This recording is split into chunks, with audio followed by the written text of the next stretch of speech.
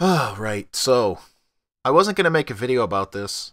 I wasn't even going to watch the vice presidential debate, to be honest, but I was home and I just decided to hell with it. And I'm kind of glad I did because there was actually more there than I anticipated. Not much more, but a little more. So, now as I'm recording this, it's been a few hours. I guess, what, 5 hours? And so far, a CNN poll is calling it in favor of Pence by a slight margin, and I guess I agree with that. Certainly not on the merit of anything either of them said, but I can see how it might be perceived as Pence being the winner. And I'll state a few reasons why I guess, if I had to, why I think he might be. I guess he's the winner. It's one of those things where it's not overwhelming victory. So to start, and I'm going to try and stay focused on some of the notes that I wrote down here because I tend to go on too many tangents. So the moderator was good, fair, more or less how I thought of Lester Holt, who Trump liked at first, then he switched up his opinion later on and decided Holt was unfair, quotes, and, of course Trump's fanboys all followed suit. That's probably a talking point he got from someone like Roger Stone or some similar type of person. Someone who goes back and forth between the Trump world and probably the Alex Jones world. Then everybody jumped on Lester Holt as being unfair. They jumped on that bandwagon. I thought Lester was fine. My only critique, and I mentioned this in another video, my presidential debate analysis video. My only critique was that, the questions were definitely lopsided. So was that unfair? Oh, yeah, I guess. But to the extent that Trump supporters on Twitter made it out to be, I don't know. I would say not. I would say not because that should have been, and likely was, expected. Trump should have been prepared for that media uneven-handedness, and Lester was much, much less unfair than the media has been to him throughout this election. So, that also factors in, and there was some unfairness, but it was workable. He should have prepared at all. He wasn't, or at least he didn't seem to be prepared. So Pence looked much stronger than Trump did. In fact, if Trump had shown half of the preparedness in the first presidential debate that Pence showed in this vice presidential debate, he would have won handily. Kaine was prepared too, and I want to emphasize something because there's a good chance I'm going to lose this thought if I don't get it out now. The vice presidential debates were not as watched as the presidential debates. It didn't bring in Super Bowl numbers of viewers. They are typically not thought of as important, that's why. And for the most part, only partisans tune in to watch them. Partisans whose vote is already decided, so will anything that occurred at the vice presidential debate likely change the polls at all? I'm thinking not. But if there were any undecideds or independents watching, such as myself, I think these few points might have been the takeaway. 1, Tim Kaine came prepared.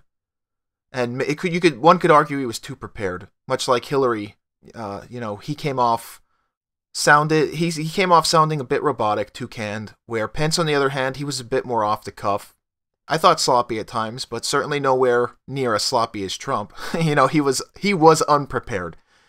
He was unprepared. Trump was, whereas Pence was prepared. So he definitely, and it showed, he was prepared. And so I think the bit of sloppiness that we saw with Pence, I think, for lack of a better word, I say sloppiness, I think that's going to be perceived as warmer, as more personable, as conversational, real. I guess, was he real? His realness, no, none of these guys are real. The fact that political analysts are even, mulling over how quantifiable each candidate's realness, air quotes, I think is a good indicator of how silly and rehearsed it all ultimately is.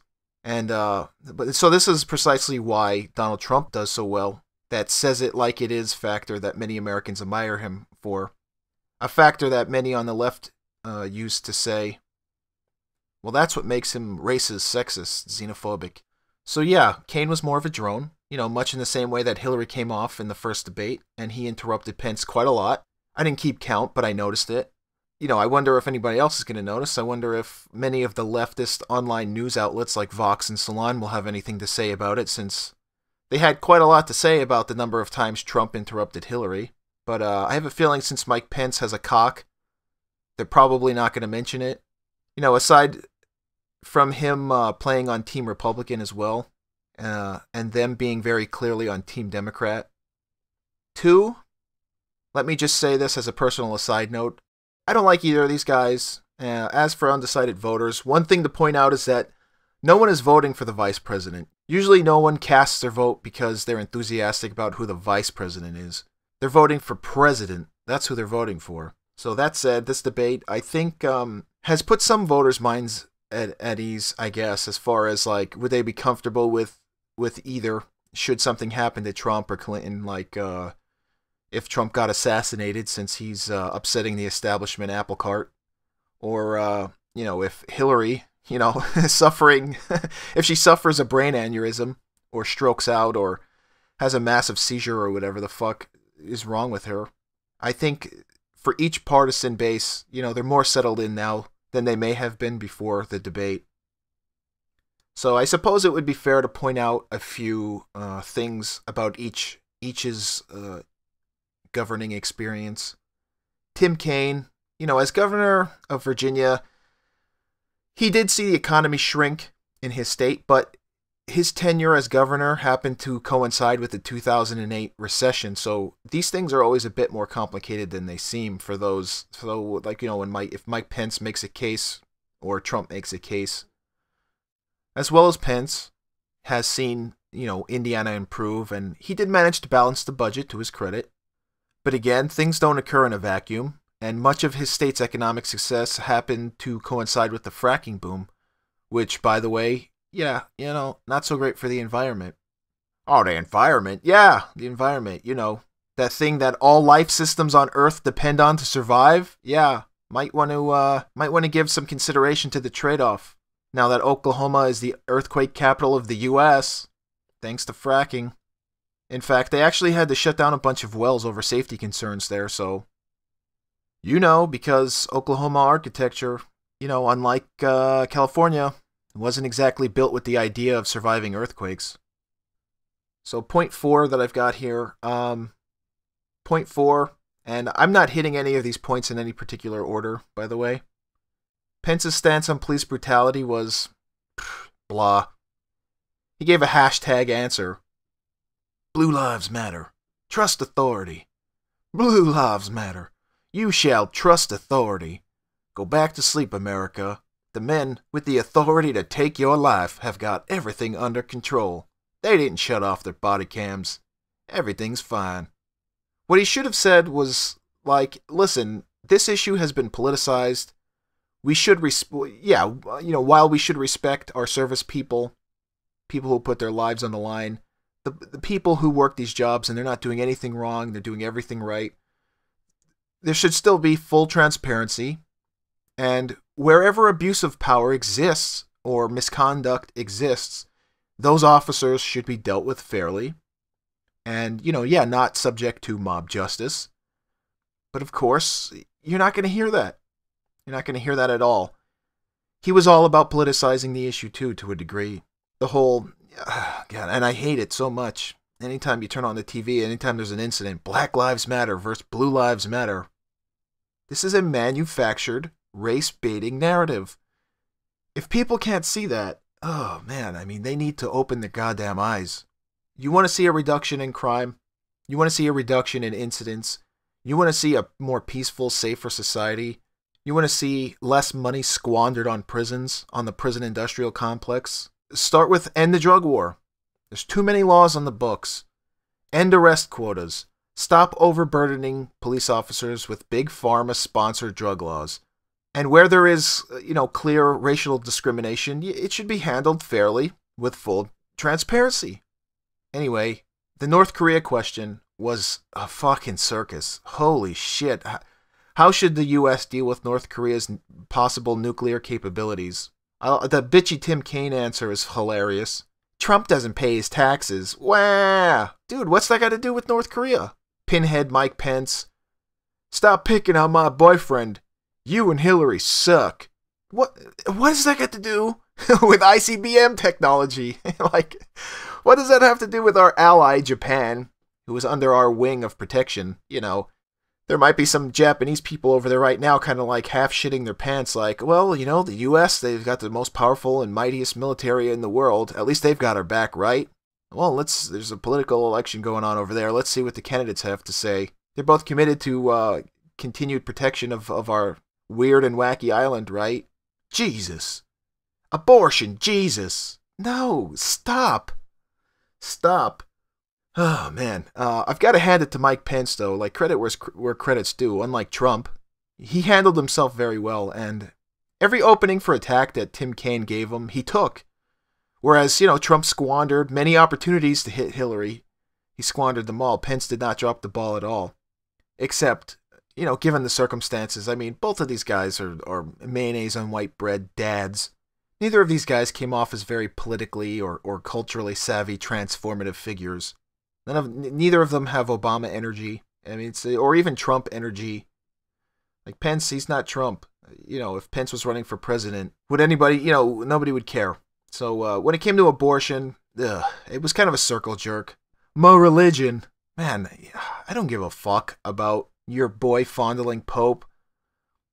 And I don't give a fuck that Pence gets on his knees for Jesus every night. Get on your knees for Jesus. I don't care about that. I thought that was funny. Pence said, I try to get on my knees every night. I try to get on my knees every night. Good for you, man. Chug it like a champ. I try to get on my knees every night. And he had the 10,000-yard stare for Jesus. Oh, man. Of course, I know what he meant. You know, I know what he meant. As a former Christian myself, now atheist, and my family's still religious. I get it. And yeah, I can see how it might be beneficial to hit those religion notes, especially on the Republican side, to shore up Trump's evangelical voters, who might still, I don't know, be on the fence about his religious convictions. If Trump has a god, it's money. Trump's god is money, is wealth. I'm pretty sure, and he's mentioned this too in the 90s. I mean, when he was asked about, what do you think about social issues like abortion? He doesn't care. Gay marriage, I mean, years and years ago, he didn't care. He's an urbanite. This is a New Yorker. This is one of those things where much of the nation now is non-religious, and this is one of those things where, I mean, what we're seeing is a largely unnoticed new American paradigm shift, the non-religious majority. The top issue of our time is probably not, how do you feel about Jesus, brother? That's not the top issue of our time. I would say probably climate change is huge. That's the issue of our time, considering all life on Earth depends on a stable environment. Bees. I don't know if you know this. Like, I don't know if people are hip to this, but bees have been put on the endangered species list for the first time ever. I know people who think fetuses are more important than climate change probably think that crops, immaculate concept fruit or something. Like, I don't know what they think. Like, how do you grow crops? Immaculate conception. No. Man. Crops cannot pollinate themselves. They require bees. Man, I just... and another thing, to revisit the North Korea thing, just popped into my mind. You know, and also ISIS, since I got way off track here. Both of them kind of sucked on addressing how to handle it, though. I'd put more onus on Tim Kaine, the Democrat, for deflecting to 9/11. Fucking A, man. 9/11. 9/11. All you have to do is look on YouTube and find one of those compilations of, like, Bush-era speeches where they're trying to keep people, a re-election campaign for Bush. You see Rudy Giuliani, of all people, there. Rudy Giuliani, George Bush, just Dick Cheney, all those people. 9/11. Watch the compilation, and they say it 178 times. I wanted to drink. I swear to God. And Tim Kaine, the Democrat. Oh, my fucking God. He's the one, once he got that ball rolling, they both started circle jerking 9/11. What the actual fuck, man? Just the Bush-era talking points I could do without. I literally, at one point, I was like, should I start a drinking game? Should I take a shot every single time one of them drops a 9/11? No, just stop. Fuck, man. You guys need to stop. Pence, and this is another, it goes toward Pence again. Like, if Pence was a little more on point when it came to foreign policy, mostly because Trump, Trump's position, which is he's not afraid to call out ISIS. He's not afraid to say radical Islamic terrorism. Trump is not afraid to say it. Instead of uselessly name-dropping Osama bin Laden and, 9/11, after 9/11, like what Tim Kaine was doing. And neither of them addressed, really, and no surprise there, neither of them addressed the role of American foreign policy, or that the role that American foreign policy has played in the creation of ISIS, of course. Well, they're not going to do that. They're not going to do that because both parties are complicit. Both parties are, I guess the closest they might come to it is like Pence is going to blame Obama. Obama, it's his fault for ISIS. No, yeah, I that's all fine and dandy, I guess. But horrible militaristic foreign policy has been a bipartisan issue. You just look at the voting records. They all voted for war pretty much, except Ron Paul, or Bernie Sanders. Yeah, these are your consistent politicians, but they're the ones who got snubbed. It's kind of funny, actually, in a way. Some of the parallels, and this is something I thought about a little bit. You look at how in 2012 Ron Paul was snubbed. And they had every opportunity to reshape the Republican Party into something that actually would have turned the country completely around. And now you see the Democratic Party, and they could have completely reshaped their party and maintained viability. But in a way, it's kind of good, because what we need to see is for these existing power structures to crumble. So Bernie Sanders, in a way, he was sort of like the 2016 Democrats side of the political spectrum. He was their Ron Paul, in a way. Anyway, so yeah, right. When you look at both, when you look at everybody's record, they're all terrible on war. They're all pro-war. They're all pro-military-industrial complex. Hillary's record in particular is terrible. She's a war hawk. She's a war hawk. She wants to initiate physical attacks on China and Russia for cyber attacks. What? Okay, you know how you respond to cyber warfare? Cyber warfare. You respond to cyber warfare with your own cyber warfare, not, an ICBM, not a ground assault. What? Not a drone strike. What is she doing? And it's funny because, again, this is one of those things that Trump kind of dropped the ball on in the first debate.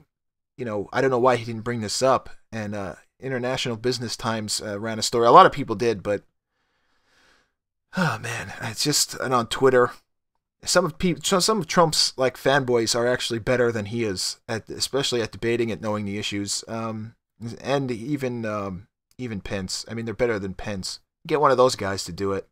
And also, a recent hack revealed that Hillary Clinton also was seriously pondering whether or not she could drone strike Julian Assange. Yeah, because that's smart. That's real fucking smart. Let's drone strike an ally's embassy, in this case Ecuador, in another ally's country, England. The Ecuadorian embassy in London. Let's just drone strike that. There's all these other embassies right next door. There's crowded civilian areas. Let's drone strike it. It'd be worth the collateral damage if we can get a Julian Assange. God, I can't. Oh, man. Switch to decaf. Yeah, right. So who's currently receiving the most campaign contributions from the war industry? Oh, that's right. It's Hillary Clinton. It's Hillary Clinton. That's, and that's not to say that Trump won't also jump on the war bandwagon should he get in. But my point is that predicting what Hillary Clinton will do is much easier, considering her long history, rather than all of Trump's unknown variables. Though it would seem, if you look back on his many public statements over the years, that what he cares about is trade, immigration, love him or hate him on that. On war, he's lukewarm at best. And lukewarm's better than being pro-war, I guess. I mean, he and his Twitter sycophants can say he never said that. He's anti-war. But no, he's made some, rather ambiguous statements regarding war. And he's mostly against them, right, to be fair. He's mostly against it. But he's not Gandhi. He's not Gandhi. But many people try to blow up his best qualities. Whatever best qualities he has. Yeah, anyway. To conclude, I'm just going to finish right now. I mean, I rant too much. If Pence won again like the first debate, it really wasn't by much. Because I think most people have a generally well understood sense that rich white men in suits don't have their best interests at heart. They don't. They don't. And, I guess the Democratic spin machine, like Vox, Salon, MSNBC, whoever else. I mean, you might get from this sort of independent, or not independent, rather, but the new media people, like Young Turks or whatever, they might say Tim Kaine was the best. Or if they don't say he was the best, like if for some whatever reason people see it as Pence doing a little bit better, they might say, they'll apologize for Kaine and say, well, it wasn't his best performance, it wasn't his best night, but he was on message and he was still has the better platform and, yada yada. But yeah, so Kaine, he was, if I had to say, he was all rehearsed talking points, much like Hillary. I mean, they both had their talking points, but Kaine really just like, he didn't have any warmth. He was all talking points, and he tried to crack jokes, and they were like talking point jokes, and they kind of fell flat at times. And it was funny because Pence even zinged him a couple times where he said, like, oh, how did that do with test audiences? And that's funny because, yeah, I mean, clearly that's probably what they did. What will you do about terrorism, Tim Kaine? 9/11. North Korea and ISIS? And then, from Mike Pence, not only should we build a wall, but a ladder to heaven. 9/11. Tim Kaine, our hegemonic military agenda is the best. It's bester than Donald Trump's. Feckless, blah, blah, blah. Feckless, feckless. That was the other thing that came out of Mike Pence's mouth too much. Feckless, feckless, blah, blah. We loves our militaries mores. All right, man. We're going to build our military. Maybe we should chill out with the militarism. Maybe American militarism is, or be smart about it. Strong offense. Strong offense. No more proxy wars. Yeah, no more nation building. I really hope Trump is sincere on the no more nation building stuff. Yeah, so if anything tipped it in favor of Pence, it was probably, like I said, his personability, or perceived personability. He shores up the conservative base. Those traditional and religious conservatives who realize Trump's salsa is made in New York City. Trump's salsa is made in New York City. And that, the Pence ticket, the Trump-Pence ticket, but obviously more Trump, represents, a change in the establishment order. Not this massive wave of change that both sides seem to believe, of course. I mean, the right thinks that Trump's going to break Earth on building a wall on day one. Not likely to happen, folks. Just not. He's going to deport, 11 million people on day one. I'll bet that on day 190, he's still not even making any type of move towards that. And, on the left, of course, they've been shouting out their worst-case rise of the American Nazi Party scenarios from every major media orifice for months and months now. So this major change that both sides, like to scream out, no, it's just, no. I would call Trump at best a mild reformer. A mild reformer. That's the best he'll do. Because, the handful of things where I think he's actually sincere is going to be trade. Because, there's stuff going back as far as the 70s where he's like, listen, man, trade. Immigration. There's stuff going back as far as, early 90s, 80s. Listen, immigration. We got to do this. We got to do that. Immigration, trade. Immigration, trade. Immigration, trade. Economy, economy. Would a Trump foreign policy be better for America? Certainly it would, assuming that he follows through on campaign promises, which, almost, that's never the case. So, would a Trump administration's foreign policy actually be, safer than a Hillary? Yeah, probably it would, right? I think so. Considering, like I said, what her history's been. It's been a checkered history of pro-war positions. Why would that change now? And would a Trump administration's economic policies be better for America than a Clinton? What Clinton's offering? Yeah. Yeah, because actually, if you look at Trump's tax plan, he's lowering taxes. So, he threatens military-industrial corporate hegemony with his foreign policy should he actually come through on his campaign promises, which I would say is unlikely. I do say that's unlikely. But as I've pointed out in the past, and you've got to you have to scrutinize this because it does lead one to wonder, judging by how strong the opposition to Trump is. You've got to wonder whether or not the donor class and the political elites consider his wildcard status a real threat to the status quo.